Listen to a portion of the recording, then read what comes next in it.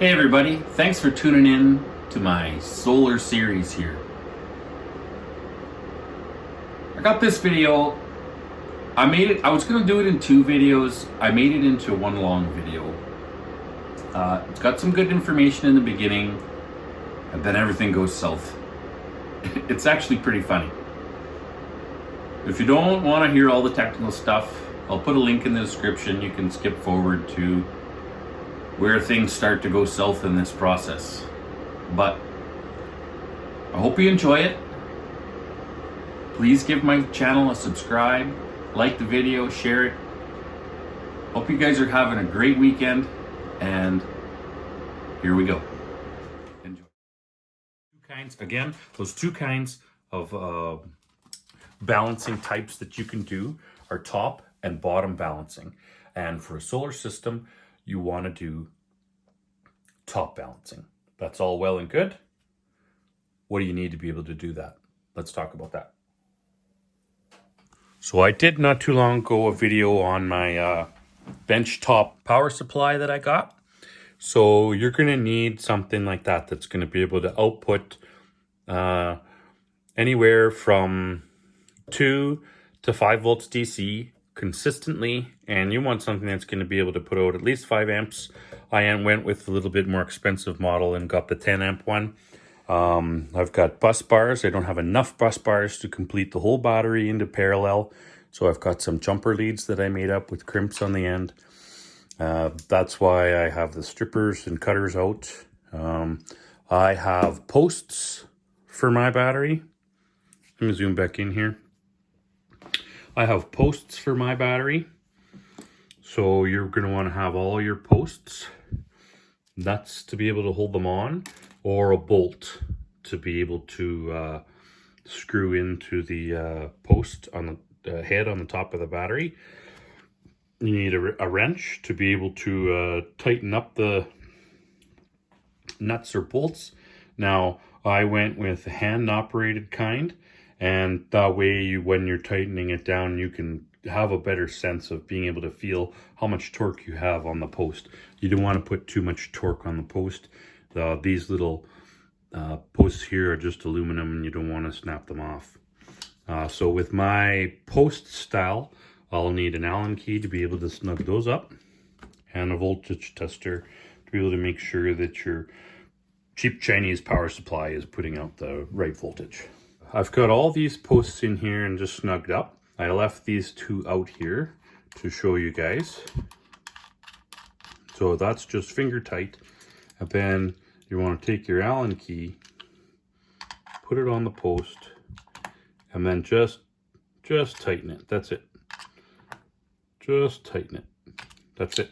I don't want to put like 18,000 kilonewtons or, 100 psi of foot-pounds of torque on that, snap the post right off, and then I'm pissed off, right? Then you can take your bus bars and place them over top of your leads. So what I've done is I've set my battery so that the negative posts are in the middle and the positive posts are on the outside. And then that way I don't have a negative and a positive post real close together. You don't want to have a potential for an explosion. Oh, yes, and now that we're getting into it, these are important. If you get an arc that goes off on a DC system, what you're going to end up having is molten metal flying in every direction. So protect your eyes with a little bit of safety glasses. Yeah, you look like a nerd, but hey, only a nerd is a cool guy enough to be able to build a battery, right? So now what I'll do is start getting the nuts on and start getting my jumper leads all put together. And same thing for when you put the nuts on. All you want to do is just put them on there, give them a little snug. That's it. You don't need to put 45 foot-pounds of torque on them. I'm going to say like maybe 5 foot-pounds, maybe 4. Basically nothing. Okay guys, so safety disclaimer here. Got the battery all hooked up now with all the leads completely 8 cells in parallel, excuse me. So I've got a piece of tape holding my socket onto my wrench. I got my safety glasses on. We're talking about some super big friggin' potential energy here, man. Like, you gotta be careful with this stuff. Don't do this stuff tired. Make sure you think through what you're doing and make sure you connect the things the way the places that they need to go before you touch anything to anything. And it doesn't hurt to be overcautious because you're talking about a ton of power here. So I got this pack all done up with my jumper leads. I got the positive and negative, negative and positive. These run through here. These leads jump over to here and then come down to there. So I haven't torqued anything yet. I thought I'd show you. I'll put my wrench on there and I'll just give it a snug, and that's it. Put it on there, give it a snug. Okay, so we got everything snugged up now. We're just gonna get a chair. I'm gonna sit down here. Oh crap. I wanted to take pre-cell measurements of all the batteries before I hooked them up. Well, I guess I'm gonna take it back apart and do that. Okay guys, so I took them all apart, took my measurements with my meter. Here's the numbers that I got right here. They're all pretty closely balanced.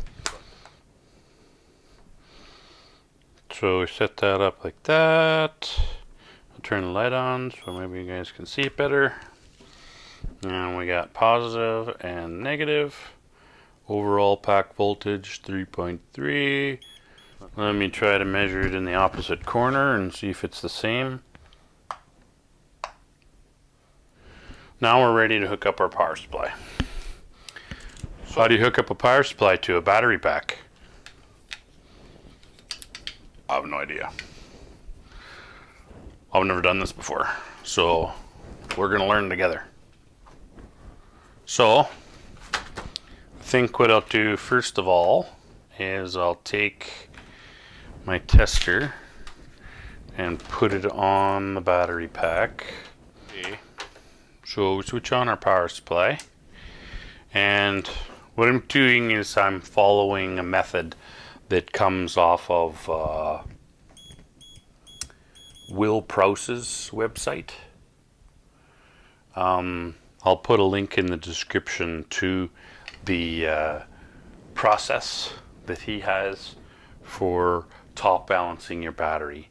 But I want to take my power supply, and I'm pretty stinking close to 3.4 volts right there.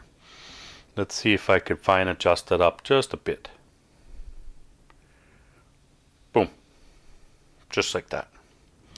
Okay, so first time for me, I guess we'll start with the power supply off.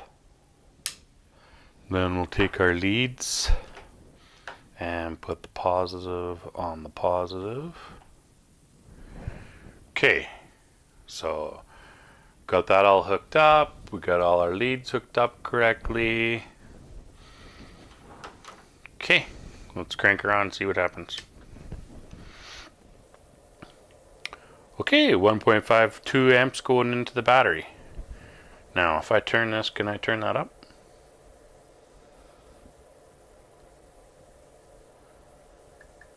Oh, that's the most she's got.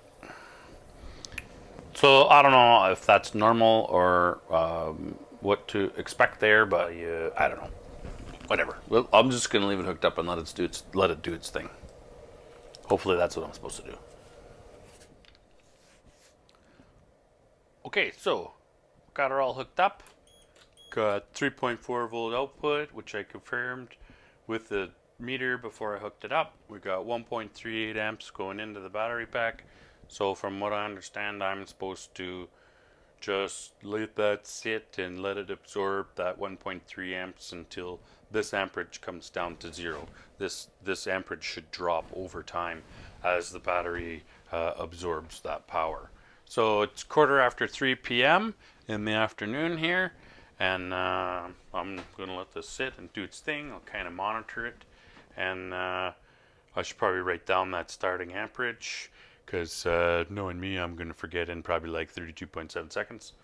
So anyway, I'm going to let this do its thing. Everything looks good. I'll come back every now and then and check the terminals. And I'm going to try to get through this. I don't want to make this too long of a video, but still want to get you guys this information so you can be able to accomplish this task yourselves. So let me let this do its thing and I'll get back to you later.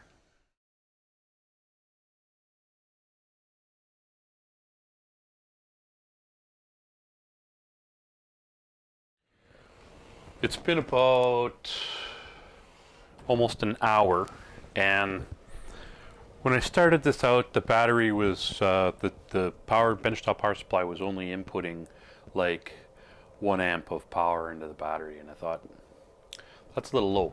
And you'll remember at the beginning I had clipped the alligator clips on the top. Well, I played around a little bit and I moved the alligator clips over to the side, and now I got 2.17 amps. So I think what I'm going to do is I'm going to cut those alligator clips off the power supply, put ring terminals on, and connect it right onto the battery and get the best connection I possibly can. I cut off the alligator clip ones and put on some shrink tube marine grade heat shrink ring terminals. Got those put onto the battery. I got the positive on this bank and I got the negative on this bank. And let's see what we get here.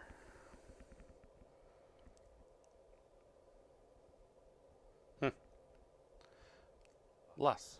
I figured like it's got to have a better connection. There's more metal. I wonder what could be the difference to cause me to have a lower amperage. Well, now I got 2.65 amps, and it all seems to be based on the state or position in which you have the wires connected into the power supply itself. Well guys, I just wanted to take a quick minute to give you an update. It's 10:45 p.m. and I started trying to top balance this battery at 3:15. We've only come down to 2.25 amps going into the battery. Geez, I don't know. I want to do this right. It's a lot of money and investment. So I'm just going to let this little charger do its thing, but I'm not going to let it run overnight. I'm tired. Let you guys know the end result.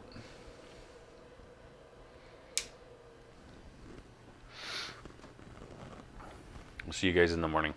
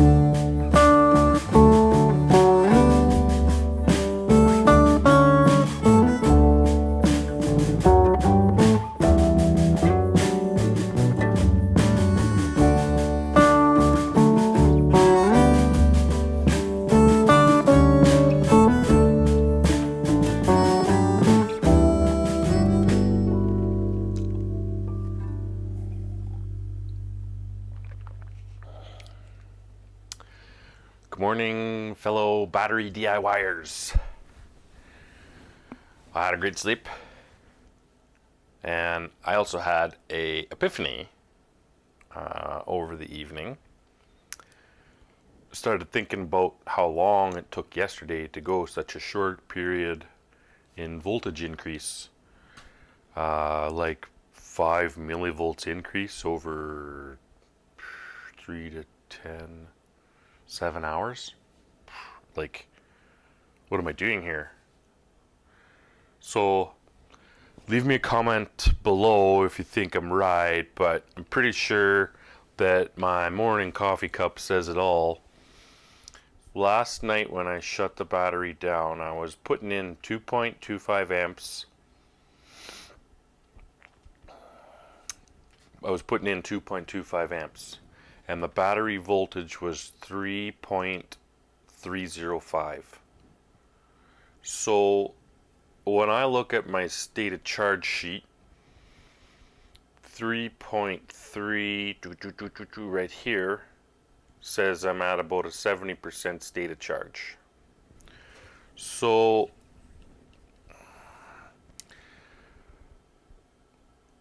.3 volts is a 70% state of charge. So if I've got a 302 amp hour battery, 70% state of charge of that battery would mean that there's 211.4 amp hours left in it. Well, 302 minus 211 is 91.6. 91.6 divided by 2.25 amps is 40.711.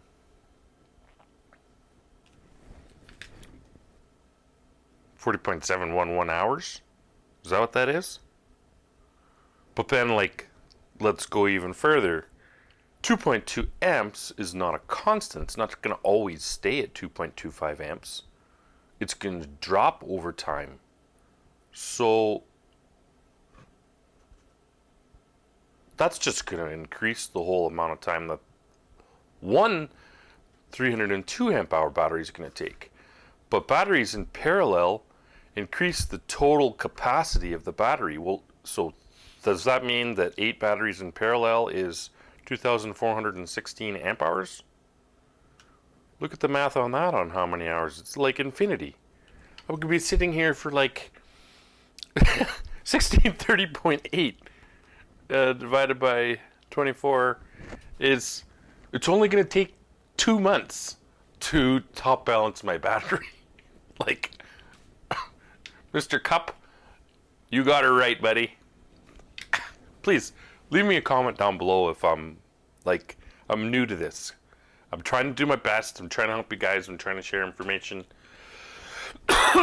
But last night when I went to bed, something just wasn't clicking with me, and it doesn't seem like... My dad used to have a saying, and he used to tell me, Jeff, you got the cart before the horse. And I'm pretty sure in this situation, I got the cart before the horse. Something tells me that I either need to hook 4 of these batteries in series and charge them with my lithium charger that I got with my 4 in series. Will make a 12 volt battery, and I can charge them with my 12 volt lithium charger I got with my Dakota lithium battery. Or I need to hook them all in series to make it a 24 volt battery and hook it up to my inverter and charge it with my inverter over 120, just to get bulk power into this battery and get myself up to 90% or even 95%, and then I can top balance it. Like, this is retarded. I can't leave this little Chinesium power supply isn't going to last for 60 days, 24 hours a day. So I'm pretty sure that I'm just on glue even trying to start this process so soon. I'm excited to get going here, and I'm learning, and I hope you guys are here, I'm sure, to learn with me. So I'm gonna call it. That's it for this video. I'm not gonna continue this. This is retardedness. I need to change this whole process. So I got lots of good videos coming up for sure. we're gonna figure out a solution to this problem, do some more research, get myself straight, and get onto the right path. I still need to build the battery rack. I still need to build the entire pack. I've ordered some more parts. They're on the way. So lots of good stuff coming up. Please like, subscribe, and share my videos. Thank you guys for tuning in, and stay tuned and join me on this battery build solar journey. Let's have fun with this together. Okay? You guys have a great week, and we'll see you on the next video. Cheers.